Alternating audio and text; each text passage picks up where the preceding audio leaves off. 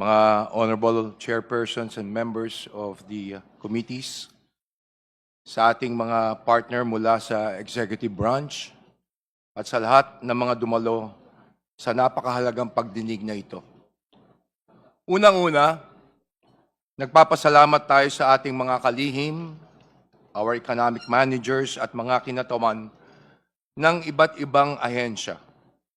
Ang inyong presensya ngayon ay napakahalaga. Ito ay malinaw na mensahe na sa panahon ng krisis, iisa ang direksyon ng ating pamahalaan. Hindi tayo magkakanya-kanya, bagkos tayo po ay magsasama-sama. This is exactly the kind of whole of government response our people expect. A Congress that has chosen to work with the executive to find lasting and forward-looking solutions. At higit sa lahat, ito ang nararapat nating gawin para sa ating mga mamamayan. Alam po natin, ang krisis na ito ay hindi nating kontrolado. Ito ay dulot ng isang tensyon sa ibang bahagi ng mundo. Subalit, ang bigat nito ay pinapasan nating mga Pilipino.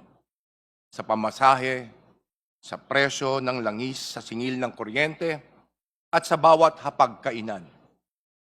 Hindi man natin mapipigilan ang krisis, subalit mayroong mga paraan para tumugon sa pagsubok na ito. We are here not just to ask questions. We are here to deliver answers, fast, concrete, and felt by the people.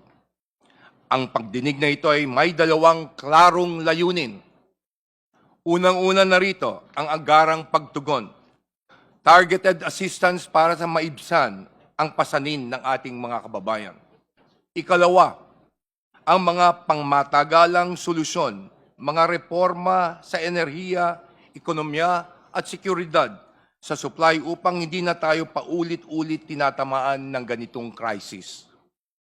The objective is clear.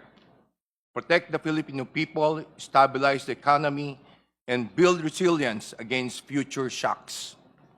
Habang patuloy tayong gumagawa ng mga reforma, mga bagong batas at polisiya, mahalaga rin bilang isang bansa ay manatili tayong matatag at handang tumulong sa isa't isa bilang Pilipino. Sa ngalan po ng Kamara, muli kaming nagpapasalamat sa Executive Branch sa pakikiisa. Maliwanag po ang mensahe natin sa taong bayan na sa gitna ng krisis, magkatuwang at nagkakaisa ang executive at legislative branches. Ang pamahalaan ay nakatutok sa pagbibigay ng mga solusyon at nakahandang makipagtulungan at kumilos para sa kapakanan ng bawat Pilipino. Maraming salamat at magandang umaga po sa ating muli.